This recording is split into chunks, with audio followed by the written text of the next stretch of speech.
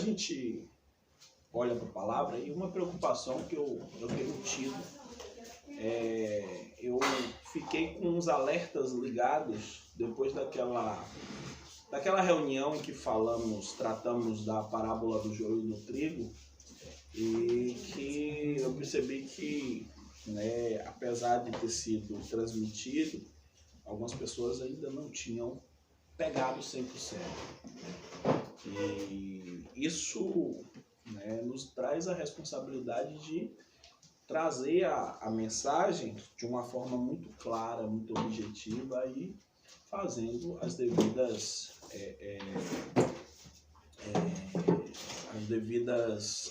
devidos recortes de acordo com o que a palavra de Deus diz, para a gente poder chegar a denominadores. Em um dos vídeos a gente pregou sobre o que Mateus 11:13 fala, quando o texto ele diz: porque todos os profetas e a lei profetizaram até João. Amém? Esse texto tem sido, eu vou usar o termo mal entendido para não caracterizar aqui que há um uso de má fé, então vou usar o termo mal entendido. Esse texto tem sido mal entendido ou mal interpretado por algumas correntes teológicas, mas a gente vê que não é algo que não pode ser extraído no próprio texto. Se você ler 3 versículos antes, no versículo 10 do capítulo 11, diz assim: porque de quem está escrito: eis que diante da tua face envio o meu anjo, que prosperará diante de ti o teu caminho. Então, a indicação do texto, ela é toda em cima do ministério de Jesus. Então, o texto ele está se referindo, quando você pega aí, você pode abrir sua Bíblia e conferir, que o texto está se referindo diretamente a Jesus. Tá? Então, Jesus está falando do seu ministério, e quando chega no versículo 13, que diz: porque todos os profetas e a lei profetizaram até João, está se referindo a ele. Se profetizaram até João sobre ele, sobre Jesus. Tá? Então, não quer dizer, como algumas correntes estão pervertendo, eu vou usar um termo um pouco mais agressivo, pervertendo, como algumas correntes estão pervertendo, dizendo que esse texto dá vazão a nós acreditarmos que em João Batista se encerra os profetas. Jesus seria o último profeta e a partir daí não haveria mais profeta. Isso seria uma contradição com os textos de Atos, que aponta o profeta, inclusive o profeta Ágabo, que profetiza para a vida de Paulo. Isso seria uma contradição com o texto de 1 Coríntios, capítulo número 14, que diz que devemos buscar o dom da profecia, e com vários outros textos da Bíblia, no ministério apostólico. Como a gente afirma que a Bíblia, essas contradições, elas não existem, quando a gente vai no texto de Atos, capítulo de número 3, no seu versos 22, você pode abrir aí para a gente poder conferir. É o livro de Atos dos Apóstolos, capítulo número 3, versos 22 em diante. Amém? No momento em que Pedro ele está ali pregando, ele faz a seguinte afirmação: porque disse Moisés, ou porque Moisés disse: o Senhor vosso Deus levantará dentre vós, irmãos, um profeta semelhante a mim, e a ele ouvireis em tudo quanto vos disser. E acontecerá que toda alma que não escutar esse profeta será exterminada dentre o povo. O 24 diz: e todos os profetas, desde quem? Desde Samuel. Amém? Amém.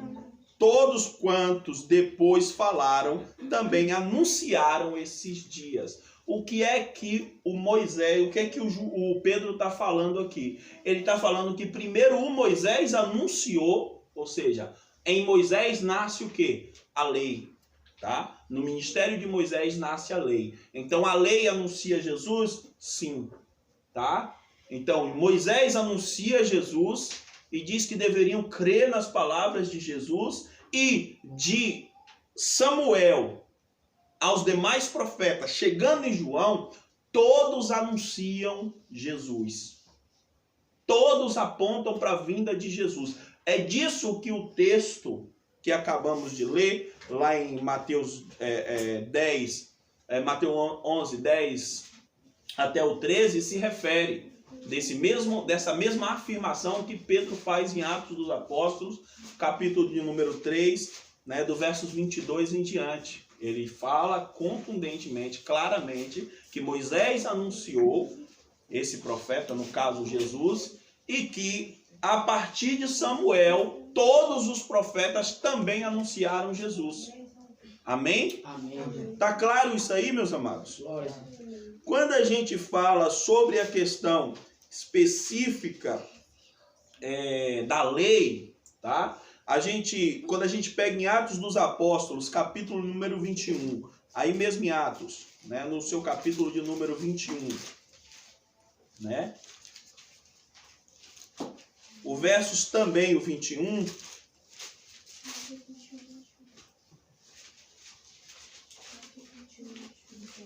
ele diz assim, ó: e já acerca de ti foram informados de que ensinas todos os judeus que estão entre os gentios a apartarem-se de Moisés, dizendo que não devem circuncidar os seus filhos, nem andar segundo o costume da lei.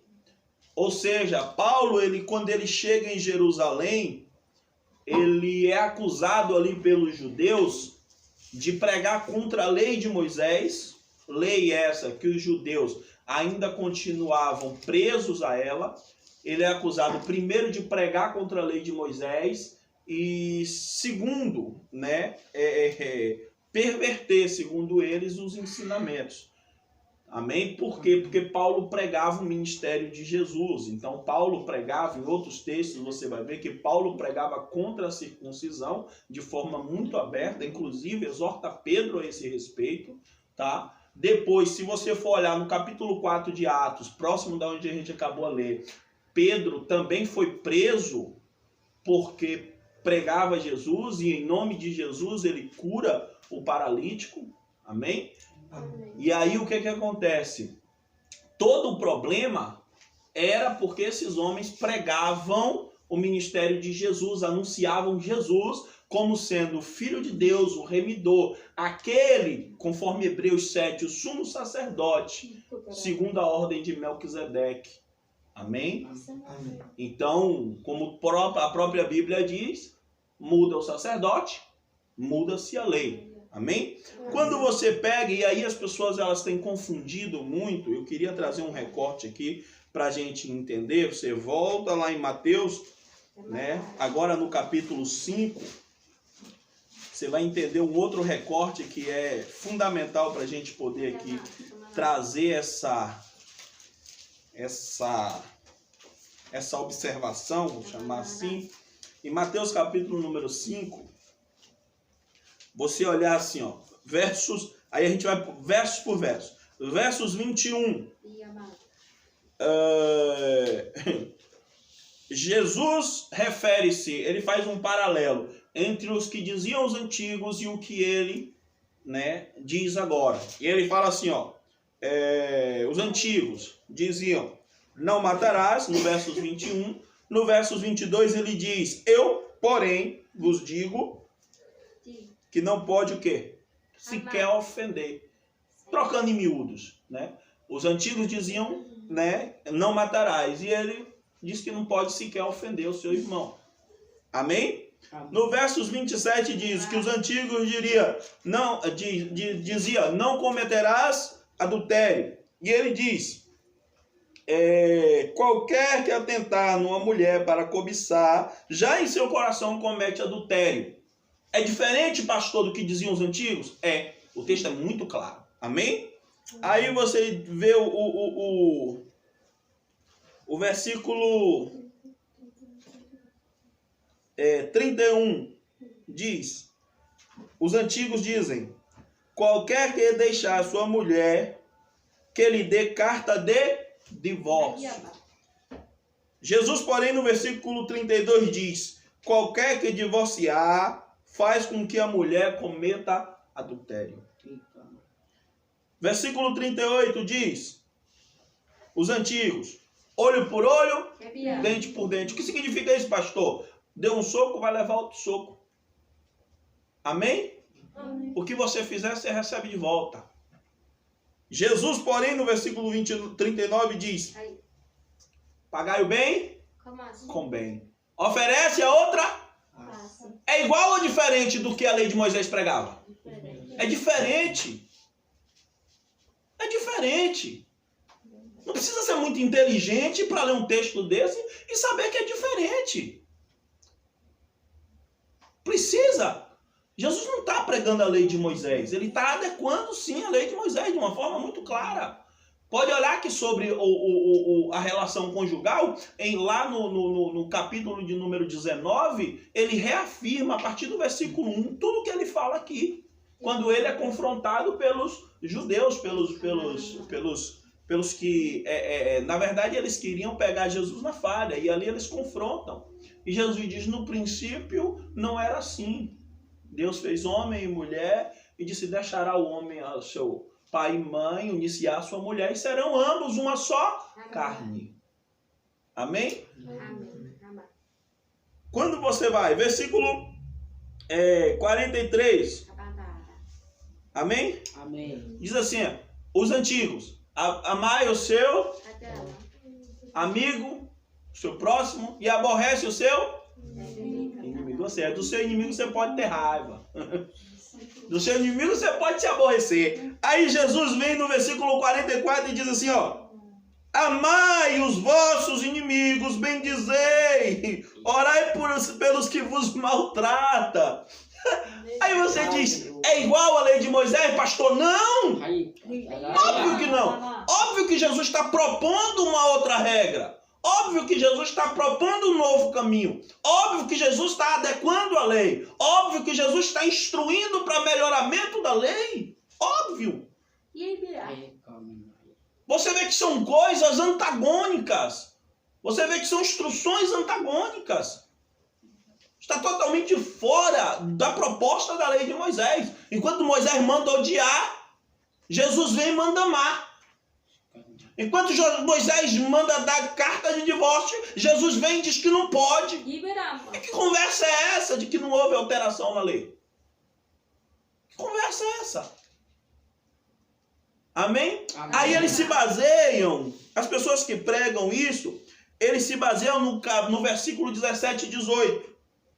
Que Jesus diz que não veio para mudar a lei, para abrogar a lei, mas para cumprir. É mentira ou é verdade, pastor? É verdade. Jesus veio para cumprir a lei. Porque se Jesus não viesse para cumprir a lei, o que é que ia acontecer? Jesus seria achado em pecado, em falta. A Bíblia diz que, intervendo a morte do testador, o testamento ganha validade. Jesus cumpre a lei até o dia em que ele vai na cruz e que diz, está consumado. A partir dali, vale agora o Novo Testamento. Não precisa ser muito inteligente, é só ler Bíblia. Intervindo, o próprio texto de Hebreus vai falar, a própria Bíblia vai falar que o testamento ganha validade quando intervém a morte do testador. Então Jesus veio para cumprir, ele não podia descumprir a palavra. E ele diz que não será tirado um tio até que se cumpra. Se cumpriu a profecia? Sim, ele veio. Se cumpriu o que Moisés falou, se cumpriu o que os profetas falaram. E tanto que quando muitas atitudes de Jesus, ele mesmo dizia, para que se cumpra o que foi dito pelo profeta. A profecia não foi abrogada, ela se cumpriu. Amém? Amém. Até porque não há contradição. As pessoas elas se interessam na contradição, porque se você manter um povo ignorante, você mantém o domínio sobre esse povo. Quando você arranca ele da ignorância, você deixa de conseguir dominá-lo. E para manter o domínio sobre o povo, se mantém a ignorância. É natural que se aposte alto na ignorância do povo, na formação de confusão na cabeça das pessoas. Porque quanto mais confusas elas estão, mais dominadas elas são. E aí a Bíblia diz, o Jesus diz, conhecereis a verdade e a verdade vos libertará. Que tipo de liberdade que você está vendo? As pessoas continuam presas aos seus valores medíocres. As pessoas continuam presas a um universo de confusão. As pessoas continuam presas, doentes espirituais, dentro das igrejas, mas não entendem verdadeiramente por que está ali. Se questionam a todo tempo se ali verdadeiramente é o lugar que elas deveriam estar. Que tipo de liberdade é nisso? Que tipo de liberdade é e você está o tempo todo confuso? Que tipo de liberdade é nisso? Mas por que a confusão? Porque há um interesse de que essa confusão ela se propague, que essa confusão ela se mantenha. E aí você vê posições antagônicas que demarcam fundações, instituições. Você vê que a posição principal que sustenta uma determinada instituição, ela é antagônica à posição de todas as outras instituições. Por exemplo, quantas instituições você vê defender a guarda do sábado? Eu só conheço uma. Pode haver outras, mas contundentemente no Brasil eu só conheço uma. As demais tudo são contra. Mas eles afirmam ser os únicos corretos. Quantas instituições você vê dizendo que tem que botar véu na cabeça para orar e orar de joelhos? Apenas uma. Quantas mais concordam com eles? Nenhuma. Mas eles afirmam ser os verdadeiros. Ainda que toda a outra, o resto da cristandade, daqueles que dizem servir a Cristo, não concordem com eles. Eles afirmam ser os verdadeiros. Então nós já temos dois verdadeiros aí. Precisa brigar entre os dois para saber quem é o falso. Aí você vê outro, diz que não existe condenação. Aqueles que estão dentro daquela religião não serão condenados e dizem, poderá o homem viver para sempre no paraíso na terra? E eles não pregam condenação, eles omitem a pregação de Jesus e dizem ser os únicos corretos. Mas todos os outros discordam da posição deles. Todos os outros não concordam com que o que eles pregam seja bíblico, mas eles dizem que são os únicos verdadeiros. Aí me vem o outro que não desassocia a relação, não associa a relação de santidade e céu. Você pode viver como você quiser, contanto que você confesse em um determinado período e comungue e faça ali, cumpra as regras da igreja, você não tem problema nenhum.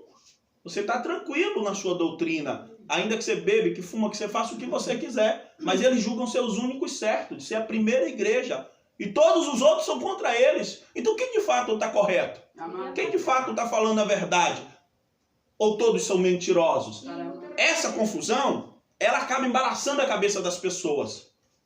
Mas quando você vai ver, são posições amparadas em textos isolados da Bíblia, que dão um entendimento que na verdade nunca foi amparado pela Bíblia. E por isso os demais discordam deles, mas sustentam suas próprias heresias. Amparam suas próprias heresias. Amém? Amém. Conhecereis a verdade, e a verdade vos libertará. Se você não é liberto, é porque você não conhece a verdade. Enquanto você precisar passar 20, 30 anos dentro de uma igreja, sem ter a sensação verdadeira de liberdade em Cristo, você nunca se libertou e você não é convertido. Não interessa quanto tempo você passe na igreja. A verdade ela tem que te libertar. Um prazo mais curto possível. Eu não consigo enxergar uma pessoa que passa 5 anos dentro da igreja e continua refém do pecado virar para mim e dizer que é liberta. e eu levar ela a sério. Eu não consigo. Eu não consigo levar ela a sério.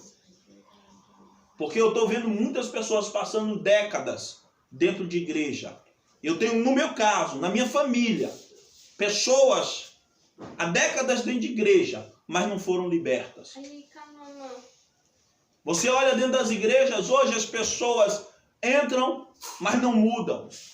Passa 5 anos, continua fofocando, brigando para ser líder dos departamentos, passando a perna na irmãzinha para ocupar o espaço dela, profetizando em nome de Deus aquilo que Deus não mandou. E aí você diz assim, que liberdade há na vida dessa pessoa? Não, não há liberdade. Não há liberdade. Por quê? A verdade tem sido omitida. E Jesus diz, conhecereis a verdade e a verdade vos libertará. Enquanto a verdade for omitida, não haverá libertação. Enquanto a verdade for omitida, não haverá. Você vai continuar aprisionado. As pessoas continuarão aprisionadas, mesmo estando dentro de igrejas, aprisionadas das suas placas. A promiscuidade das igrejas, daquelas que não pregam a verdade. E nós precisamos entender que Jesus não mentiu quando ele disse, conhecereis a verdade e a verdade vos libertará. Amém? Que fique essa palavra no coração, em nome do Senhor Jesus.